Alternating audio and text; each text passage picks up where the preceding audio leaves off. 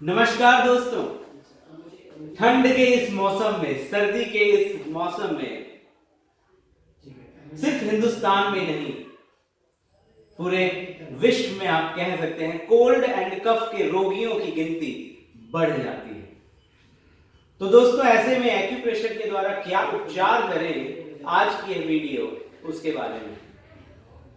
तो दोस्तों, इसमें आपको टीसीएम में हम लोग बताते हैं कि it is cold wind attack. ठंडी हवा का अटैक आपके फेफड़ों में हो जाता है। बेसिकली आपके जो ये रोम छिद्र होते हैं, इनके माध्यम से वो ठंड आपके अंदर चली जाती है, जिसकी वजह से सबसे पहला और कॉमन सिम्टम होता है छींकों का आना, वाटरी डिस्चार्ज नाक से होना, रोगी को ठंड लगना, खांसी लग जाना।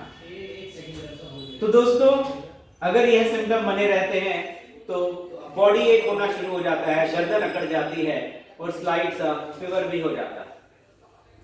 उसके बिंदुओं को नोट करें। इसके बिंदु है LU7, LI4, UB12, governing vessel 16 and conception vessel CV17। इन 5 बिंदुओं को आपको सिलेक्ट करना होता है अपने लेफ्ट हाथ में भी और राइट हाथ में भी।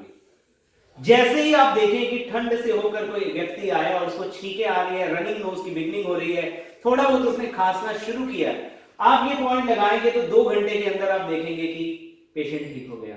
लेकिन अगर ठंड का अटैक पूरी तरह हो चुका है, उसे बार बार ठंड लग रही है, बार बार छींके आ रही हैं, खांसी हो रही है, बॉडी एक होना शुरू हो गया, गर्दन जकड़ गई है, तो ऐसे केस में यह उपचार आप 2 दिन के लिए देंगे, जिसमें 6 से 8 घंटे पॉइंट कम से कम एक दिन लगने चाहिए। जिन लोगों को बार बार विंड कोल्ड का अटैक होता है, बार बार खांसी जुकाम हो जाता है, तो जब ठंड लगी हुई है, जब खांसी जुकाम हो रहा है, जब बॉडी एक हो रहा है, जब गर्दन जकड़ी गई है, उस वक्त तो आपको यही उपचार देना है, जब तक कोल्ड के सिम्टम पूरी तरह चले ना जाए। और जब वो सिम्टम चले जाएं तो अपनी इम्यूनिटी को बढ़ाने का ट्रीटमेंट जरूर दीजिएगा, ताकि आप बार बार मौसम बदलने में बीमार ना हो। वो बिंदु कौन से हैं? वो LU7, LU9, CV6, stomach 36, urinary bladder 13 and governing vessel 12। फिर से मैं बिंदुओं को रिपीट कर रहा हूं।